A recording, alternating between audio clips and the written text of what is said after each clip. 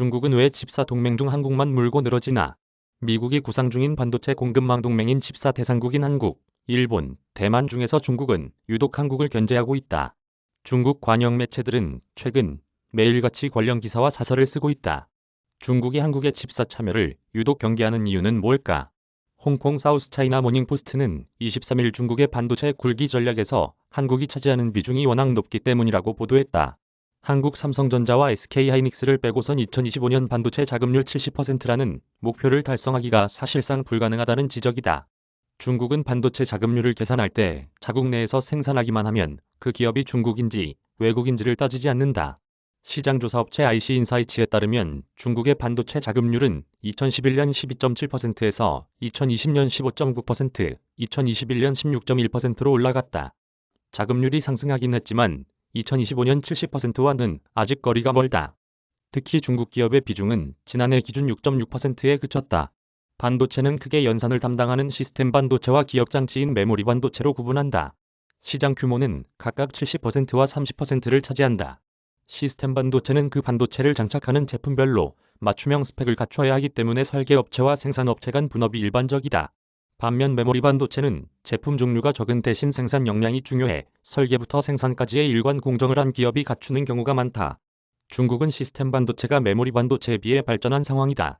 예컨대 화웨이는 최고급 스마트폰의 두뇌인 AP의 설계를 자회사인 하이실리콘이 담당하도록 하고 생산은 대만, 파운드리인 TSMC에 맡겨왔다.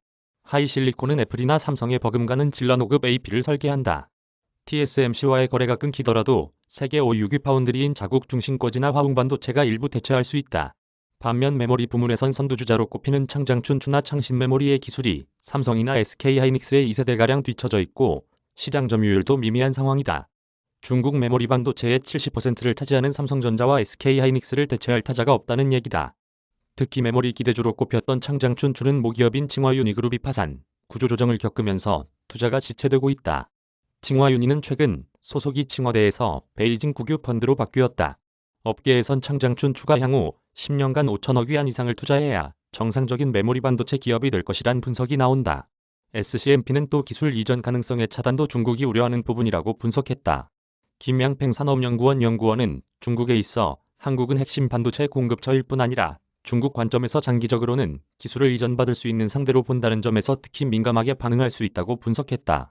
중국 공산당 관영 매체인 글로벌타임스는 23일 윤석열 대통령이 공급망 문제와 관련한 중국의 우려를 불식하기 위한 적극적 외교를 주문했다는 보도를 인용하며 이 문제에 대한 윤 대통령의 신중함은 한국이 칩사 참여의 득실을 조심스럽게 계산하고 있음을 보여준다고 보도했다. 또 한국이 최대 교역 상대인 중국에 대한 미국의 기술 분야 견제에 맹목적으로 참여할 경우 수출 중심의 한국 경제는 큰 타격을 받을 것이라고 관측통들은 말한다고 썼다. 중국 관영 매체들은 최근 지난 18일부터 하루가 멀다 하고 한국의 칩사 참여를 견제하는 기사 또는 사설을 싣고 있다. 지난 21일에는 사설에서 지난해 한국의 반도체 수출 1280억 달러 가운데 중국과 홍콩에 대한 수출이 차지하는 비중이 60%에 이른다며 이렇게 큰 시장과 단절하는 것은 상업적 자살 행위나 다름없다고 썼다. 중국 정부 당국도 외교부 및 상무부 대변인 브리핑 등 계기에 한국의 칩사 참여에 반대하는 견해를 내놓고 있다. 베이징 강연호 특파원 이메일 주소